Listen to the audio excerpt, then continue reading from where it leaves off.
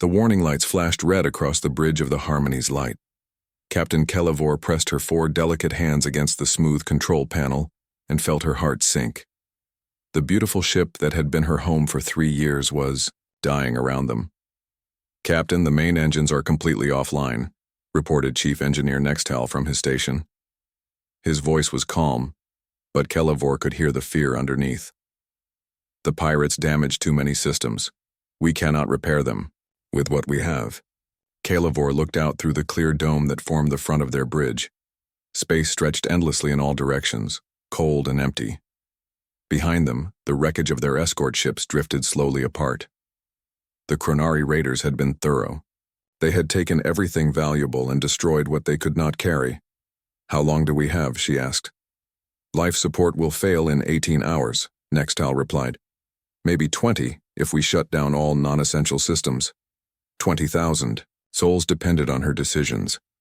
20,000 Zalani civilians who had left their dying homeworld to find a new life among the stars, families with young children, elderly citizens who had lived through wars and famines, artists and teachers and simple farmers who just wanted peace. The Zalani were not warriors. They had never been warriors. For 10,000 years, their people had chosen the path of art and wisdom over violence. Their ships carried no weapons because they believed that showing peaceful intent would protect them. They had been wrong. "Send out the distress call," Kelevor ordered. "All frequencies. Any ship that can hear us." Communications Officer Thex nodded and began transmitting. His long fingers danced over the crystal controls as he boosted their signal as high as their damaged systems would allow. "This is the civilian vessel Harmony's Light," Thex broadcast in Galactic Standard. "We are a refugee ship carrying 20,000 civilians. Our engines have failed and life support is critical. We need immediate assistance. Please, anyone who receives this message, we have children aboard. Please help us." The message went out into the void, radio waves carrying their plea for help at the speed of light, spreading in all directions. But space was vast and empty. The chances that anyone would hear them in time were very small. Kelevor gathered her senior officers in the command center. The room was beautiful, like everything the Zalani built. The walls were covered in flowing artwork that seemed to move. In the soft light, crystals grew from the ceiling, glowing with gentle colors that responded to their emotions. Right now, those crystals pulsed with fear and sadness. "We should prepare the people," said Security Chief Vexmon. He was old for a Zalani, his translucent, wings marked with age spots. "They deserve to know the truth." "Not yet," Kelevor replied. "Keep monitoring the distress frequency. Someone might answer." Hours passed. The ship grew colder as they shut down heating in empty sections. Parents held their children closer. The elderly sat quietly in meditation circles, preparing for the end with the dignity their culture prized. Thex remained at his station, sending out their call every few minutes. His voice grew hoarse, but he never stopped. "This is Harmony's Light. Please respond. We have civilians aboard. Children, please help us." 14 hours after the first transmission, something answered. The voice that came through their speakers was rough and deep, speaking Galactic Standard with an accent none of them recognized. "Harmony's Light, this is Captain Jake Morrison, of the human vessel Iron Wolf. We have received your distress call. What is your situation?" The bridge fell silent. Kelevor stared at the communications panel, as if it might disappear. "Humans," whispered Thex. "I have never heard of this species." Kelevor took the microphone with shaking hands. "Captain Morrison, this is Captain Kelevor of Harmony's Light. We are a Zalani refugee ship. Pirates attacked us and destroyed our engines. We have 20,000 civilians aboard and life support is failing. Can you help us?" "We're en route to your position," the human voice replied immediately. "ETA 40 minutes. Hang tight, Harmony's Light. Help is coming." As soon as the transmission ended, Thex began searching their databases for any information about humans. What he found made the crystals on the ceiling pulse with new colors of fear.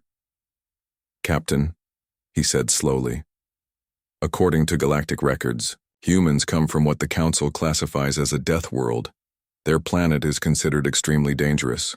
High gravity, violent weather, deadly predators everywhere. What does that mean? Asked Nextal.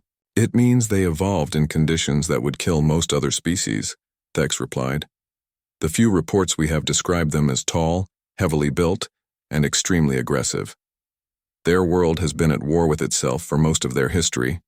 Kelivor felt a chill that had nothing to do with the failing heating systems. They were trapped between certain death and unknown aliens, who might be worse than the pirates who had attacked them. Captain, said Vexmon quietly, perhaps we should consider that any species willing to answer a stranger's distress call cannot be entirely evil. Or, replied Nextal, they heard we are helpless and see easy prey. On the main screen, 3 shapes appeared in the distance, growing larger by the minute. The human ships were nothing like Zelani vessels. Where Zelani ships were smooth and elegant, these were angular and harsh. They looked like weapons themselves, built for war rather than beauty. Harmony's light, this is Iron Wolf, the human voice crackled over their speakers. We're moving into position to assist. Please prepare to receive our engineering teams. Kelivor closed her eyes and made her choice. Understood, Iron Wolf. We are ready to receive assistance. Whatever happened next, they would face it together. The humans were coming, and soon they would learn if their rescuers were angels or demons. Captain Jake Morrison stood on the bridge of the Iron Wolf and studied the alien ship on his main screen.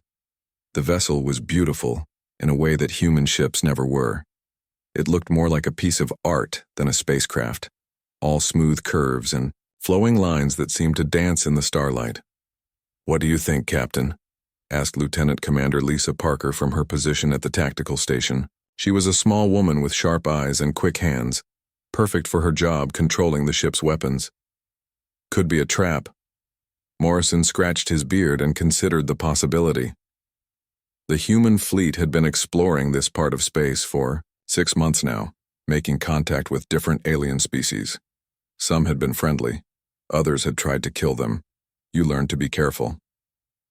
Look at that ship, Lisa, he said. Does that look like a warship to you? Lisa studied the elegant vessel through her scopes. No, sir, no visible weapons, no armor plating. If this is a trap, they're either very clever or very stupid. And the distress call mentioned children, added Commander Alex Thompson, Morrison's second in command.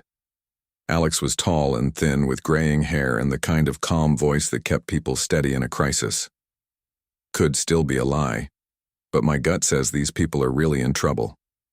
Morrison nodded and opened a channel to the other human ships in their small fleet. Steel Thunder, Darkhammer, this is Iron Wolf. We're going in to help. Stay alert and be ready to cover us if this goes wrong. Captain Maria Santos of the Steel Thunder responded first. She was tough as nails and had been fighting pirates in human space before they ever left Earth. Copy that, Jake. We've got your back. Captain Ryan Davis of the Dark Hammer was newer to command, but just as reliable. Standing by, Iron Wolf. Sensors show the alien ship is venting atmosphere in several places. If this is a trick, they're really committed to it. Morrison made his decision. Alex, prep an away team. Full environmental suits and medical gear. Lisa, keep our weapons powered but not targeted. I don't want to spook them more than we probably already have. The Iron Wolf moved closer to the Harmony's light. As they approached, Morrison could see the damage the alien ship had suffered. Hull plates were torn open, exposing the interior to space. Debris floated around the vessel like a cloud of metal and plastic snow. Whatever had happened here, it had been violent. Captain Morrison, came the alien voice over the radio. The translator was working, but Morrison could hear the fear underneath the polite words. This is Captain Kelivor. We are grateful for your response. Our people are concerned about your arrival. We have never met humans before. I understand your concern, Captain, Morrison replied, keeping his voice calm and friendly. My people have a saying. Actions speak louder than words. Judge us by what we do, not what you might have heard about us. There was a long pause before the alien captain responded. We would welcome your assistance. Our docking bay is damaged, but we can clear a space for your shuttle. 20 minutes later, Morrison stood in the airlock of his shuttle with 5 other humans. Dr. Kate Williams carried medical equipment. her red hair tied back under her helmet. She was the best doctor in the fleet and had treated aliens before. Engineer Bobby Clark brought repair tools and portable power units. Marines Sergeant Linda Foster and Corporal Danny Martinez carried weapons but kept them holstered. Alex Thompson rounded out the team as Morrison's diplomatic backup. The shuttle docked with a gentle bump. Morrison could hear the hiss of air as the alien ship's atmosphere mixed with their own. The readings showed it was safe to breathe, but they kept their helmets on just in case. The airlock opened and Morrison got his first look at an alien. Captain Kelevor was waiting for them, and she was nothing like what he had expected. She was tall and thin, almost delicate-looking, with 4 arms and skin that seemed to glow with a soft light. Behind her stood several other aliens, all of them staring at the humans with what looked like fear. Morrison understood why. Even in their bulky environmental suits, the humans looked big and dangerous compared to these graceful beings. He could see it in their large eyes the way they stepped back when his team entered their ship. "Captain Kelevor," Morrison said, removing his helmet and offering what he hoped was a friendly smile. "I'm Jake Morrison. These are my people. We're here to help." The alien captain looked surprised that he had removed his helmet. She spoke in a voice like music, soft and melodic. "Captain Morrison, I am grateful, but I must ask, why do you help strangers? What do you want from us?" Morrison thought about that question. It was a good one. Why did humans risk their lives for people they had never met? "Because it's the right thing to do," he said simply. "Where I come from, when someone calls for help, you answer. Especially when children are in danger." Dr. Williams stepped forward, her medical scanner already in her hands. "Captain, I'm Dr. Kate Williams. May I examine your people? I want to make sure everyone is healthy while my colleagues work on your ship." The aliens seemed amazed by the offer. One of them, who introduced himself as Chief Medical Officer Hex Nell, began talking rapidly with Dr. Williams about their physiology and medical needs. Engineer Clark was already looking at the damaged systems, Bobby's trained eye cataloging what could be fixed and what would need to be replaced. "Captain Morrison," he called out, "this is bad but not hopeless. Give me 6 hours and I can get their life support stable. 12 hours and I might be able to get them moving again." Morrison looked around at the aliens, saw hope beginning to replace fear in their large eyes. This was why humanity had come to the stars, not to conquer or dominate, but to help and to learn. "You heard the man," Morrison told Captain Kelevor. "We'll have you back on your way soon." For the first time since they had arrived, the alien captain smiled. War Chief Gracton stood on the bridge of his flagship, the Blood Reaper, and watched the scanner readings with growing anger. 3 unknown ships hung in space near what should have been the wreckage of the Zalani vessel. His massive clawed hands gripped the command rail until the metal bent under his strength. "What are those ships?" he growled at his sensor officer.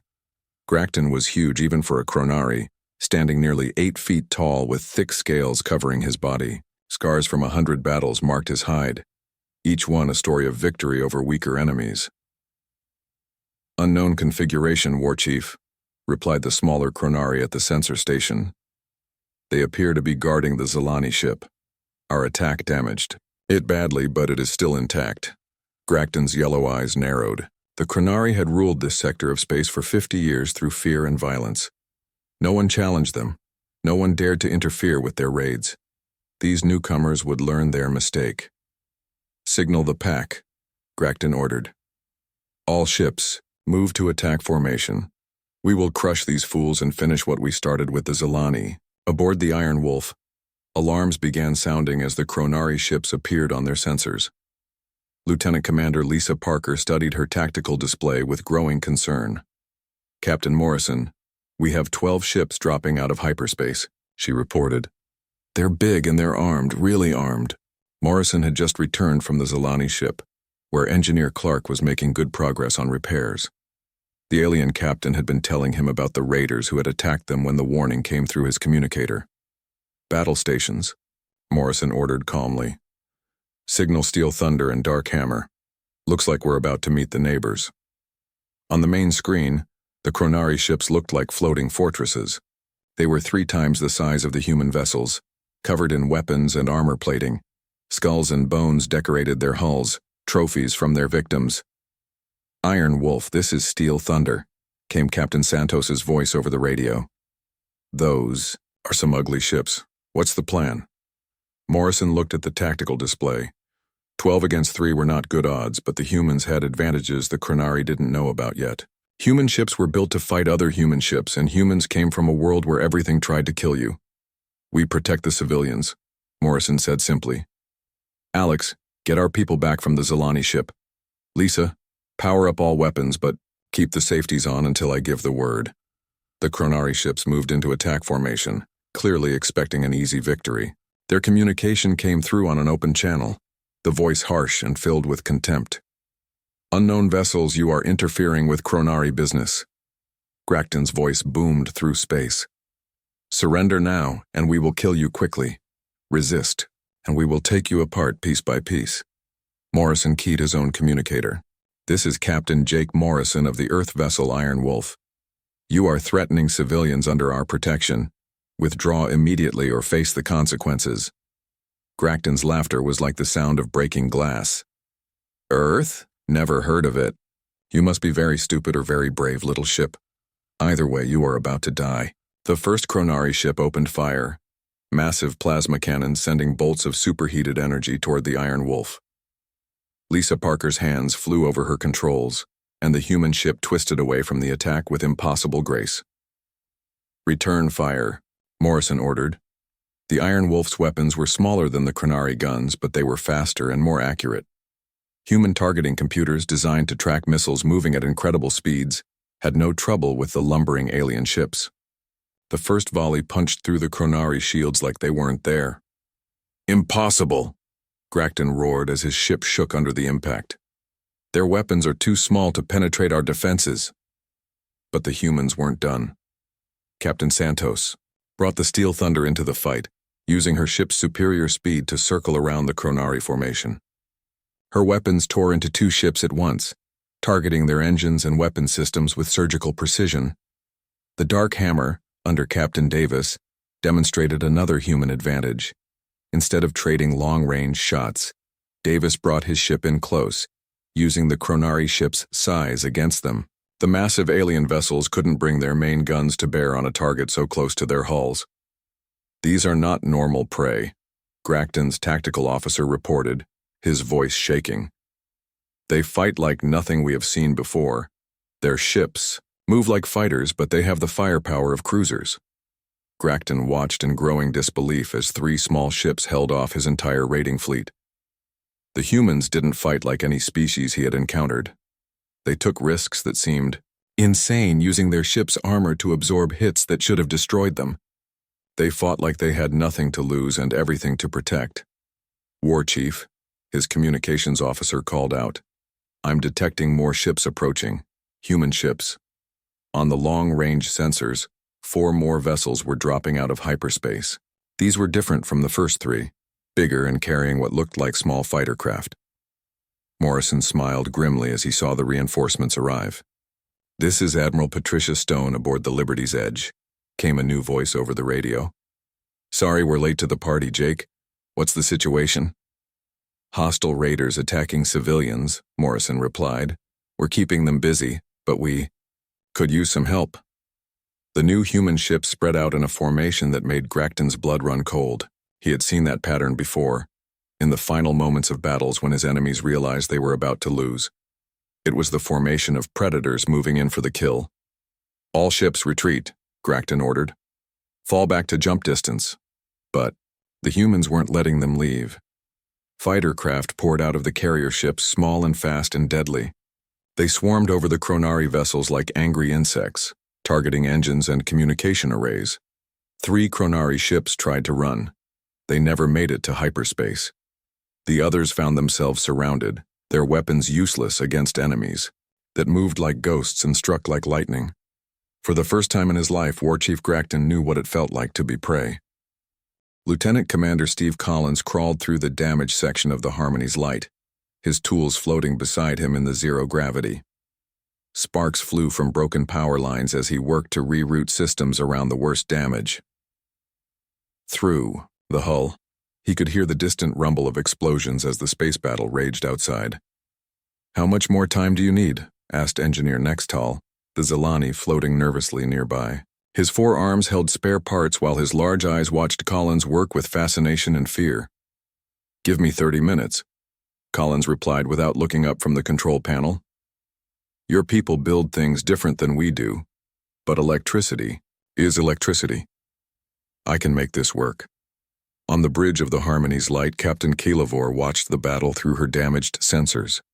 The human ships moved through space like nothing she had ever seen. They twisted and turned in patterns that should have torn them apart, their crews somehow surviving forces that would kill most other species. "Captain," whispered her communications officer, "the humans are boarding the Chronari ships." Keelavor stared at the tactical display in disbelief. Small human shuttles were attaching themselves to the massive raider vessels like parasites. "They're doing what?" "Boarding actions," confirmed her tactical officer. "They're actually going inside the enemy ships to fight." The idea was insane. Everyone knew that boarding actions were suicide. Ships had too many defenses, too many ways to kill intruders. It was why space battles were fought at long range with energy weapons and missiles. But the humans were different. Sergeant Major Tom Bradley kicked down the airlock door of the Chronari ship Skullcrusher and rolled into the corridor beyond. Plasma bolts sizzled past his head as enemy soldiers opened fire. Behind him, 8 other human Marines spread out, their armor scarred but intact. "Contact front," Bradley shouted into his communicator. "Multiple hostiles, corridor junction ahead." The Chronari were bigger and stronger than humans, but they had never fought an enemy that moved like these strange aliens. The humans flowed through the ship's corridors like water, using cover and tactics that seemed to come from some nightmare world of constant warfare. Corporal Jenny Hayes tossed a flash grenade around the corner and followed it with a burst of automatic fire. 2 Chronari went down, their thick scales no match for human ammunition designed to punch through military armor. "Secure the engine room," Bradley ordered. "Private Wilson, set charges on their main reactor. When we leave, this ship doesn't follow us."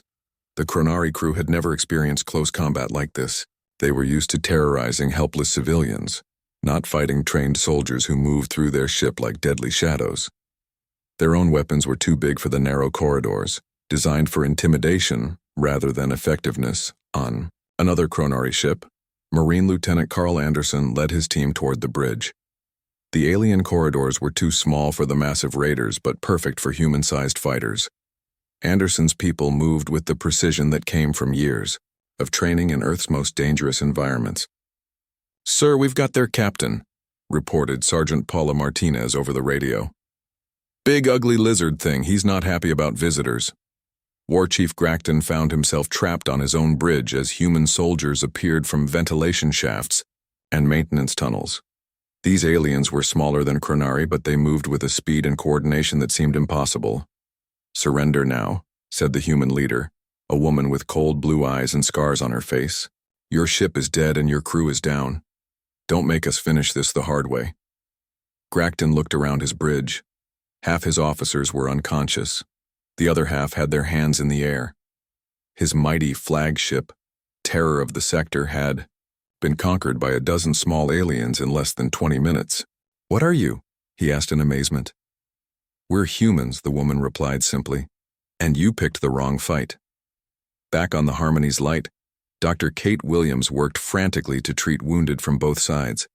The Zelani medical bay had been designed for their delicate physiology, but she was adapting it to handle human injuries as well. "Dr. Williams," called Zelani Medical Officer Hexnell, "we have more Chronari prisoners incoming. Some are badly injured." Williams looked up from the human Marine she was treating. "Set them up in Bay 3. Same rules apply to everyone. We treat the wounded first, sort out the politics later." The concept amazed the Zelani medical staff. These humans had just been fighting a deadly battle, but now they were treating their enemies' wounds with the same care they gave their own people. It was a contradiction that their peaceful minds struggled to understand. Engineer Collins finally got the Harmony's lights engines working again. The great ship shuddered as power flowed through systems that had been dark for hours. Life support stabilized, artificial gravity returned, and the lights came back on. "We have power," Collins announced over the radio.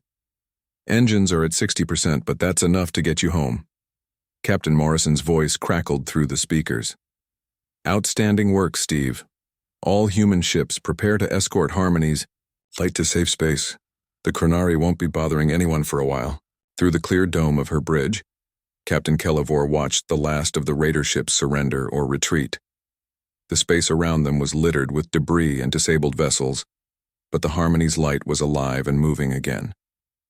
"Captain Morrison," she said into her communicator, "how can we ever repay you for this?" Morrison's reply came back immediately, warm and friendly despite the battle they had just fought. "No payment needed, Captain. Just pass the word. When someone calls for help, you answer. That's how we make the galaxy a better place." As the small fleet began moving towards Zalani space, word of the battle was already spreading through subspace communications. The galaxy was about to learn that humanity had arrived, and they brought with them a simple but revolutionary idea. No one fights alone. 3 weeks after the battle, Captain Jake Morrison stood in the Great Hall of the Zalani homeworld, feeling very out of place. The building was a work of art, with walls that seemed to flow like water and a ceiling that showed the stars above. Thousands of Zalani had gathered to witness the ceremony, their soft voices creating a sound like distant music. Captain Kelevor approached Morrison with slow, graceful steps. In her 4 hands, she carried a crystal sculpture that glowed with inner light. The artwork was beautiful beyond human words, shaped by master craftsmen who had worked for months to create it. "Captain Morrison," she said, her voice carrying clearly through the hall, "on behalf of all Zalani people, we present you with this gift. It is called the Light of Friendship, and it represents the bond between our species." Morrison accepted the crystal carefully, amazed by its weight and beauty. "Captain Kelevor, this is incredible. But we didn't help you for rewards. We helped because it was right." "That," replied Kelevor with what Morrison had learned was a Zalani smile, "is exactly why you deserve it." In the weeks since the rescue, word had spread throughout local space about the strange new species called humans. Some aliens were curious about these newcomers who fought like demons but showed mercy to their enemies. Others were frightened by stories of the boarding actions and the destruction of the Chronari fleet. The Galactic Council had sent representatives to meet with both the humans and the Zalani. Ambassador Thel Vok of the Centauri Federation sat in the front row of the ceremony, taking notes on everything he saw. His people were traders and diplomats, always looking for new opportunities. "Fascinating," Thel Vok murmured to his aide. "The humans could have demanded payment or territory from the Zalani. Instead, they ask for nothing but friendship. Either they are very clever or very naive." Commander Alex Thompson, who had been promoted to handle diplomatic duties, overheard the comment. "Maybe we're just different, Ambassador. Where we come from, you don't charge people for doing the right thing." After the ceremony, Morrison met with Zalani leaders to discuss the future. The conference room was smaller than the Great Hall, but just as beautiful, with living plants growing from the walls and soft light that changed colors with the mood of the speakers. "The Chronari will return," warned Defense Coordinator Velmax. He was one of the few Zalani who understood military matters, though his people had little experience with war. "Not soon, but eventually. They will want revenge for their defeat." "Then, we'll be ready for them," replied Morrison. "The human fleet is establishing a patrol route through this sector. Any ship that threatens civilians will have to deal with us." Admiral Patricia Stone, who had arrived from Earth with additional ships and supplies, spread out star charts on the conference table. She was a small woman with gray hair and sharp eyes, but Morrison had seen her command entire fleets with perfect precision. "We're not just talking about patrols," Stone explained. "Earth Command wants to build a permanent base here. With Zalani permission, of course. It would protect your trade routes and give our ships a place to resupply." The Zalani leaders exchanged glances. The idea of a military base on their peaceful world made them nervous, but they had seen what happened to defenseless ships in this part of space. "What would you require from us?" asked Chief Administrator Nexvel. Friendship, Stone replied simply. Trade agreements, cultural exchange. We're not looking to conquer anyone. We want partners. Dr. Kate Williams had spent the past weeks working with Zilani medical staff, sharing human knowledge while learning about alien biology. Her research had already led to breakthroughs in treating both species. She stood up to address the meeting. Admiral Stone is right, Williams said. We've learned more from the Zilani in 3 weeks than we learned from our previous contacts in 6 months. They're natural teachers and healers. We need that knowledge as much as they need our protection. The negotiations continued for days.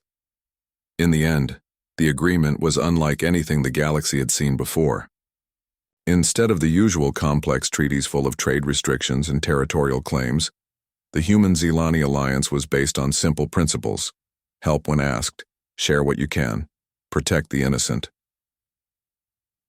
War Chief Gracton, now a prisoner on a human ship, watched the news reports from his cell with growing amazement. The humans had not executed him or tortured him for information. Instead, they had given him medical care, decent food, and access to galactic communications. I don't understand you, he told Captain Davis during one of their conversations. You defeated us completely. By the old laws, you own everything we had. Our ships, our territory, our lives. Why do you treat us like honored guests? Davis considered the question carefully. Because that's not who we are, Gracton. We fight when we have to, but we don't kick people when they're down. Maybe your people can learn a different way to live. Gracton thought about that for a long time after Davis left. The human had given him books about Earth history, stories of wars and conflicts that made Chronari raids look like children's games. But the same species that had created such terrible weapons had also created art, music, and poetry that moved the soul. 6 months later, the first human embassy opened on the Zilani homeworld. Dr. Williams had volunteered to serve as the first ambassador, her gentle manner and medical expertise making her popular with the alien population. The embassy was different from traditional diplomatic buildings. Instead of being built for defense or intimidation, it was designed to welcome visitors. Humans. And Zilani worked side by side, sharing knowledge and building friendships that crossed species lines. Other alien governments began sending representatives to study this new alliance. The idea of cooperation without conquest was spreading, carried by traders and travelers to every corner of local space. Morrison stood on the embassy's observation deck, watching Zilani children play in the gardens below, while human and alien adults talked and laughed together. It wasn't the galaxy he had expected to find when humanity first left Earth, but it was better than anything he had dared to hope for. His communicator chimed with an incoming message. Another distress call, this time from a species called the Vorthan, whose mining colony was under attack by pirates. Morrison smiled and activated his communicator. This is Captain Jake Morrison. We're on our way. The message went out to every human ship in the sector, and the response was immediate. Help was coming because that was what humans did. They answered the call.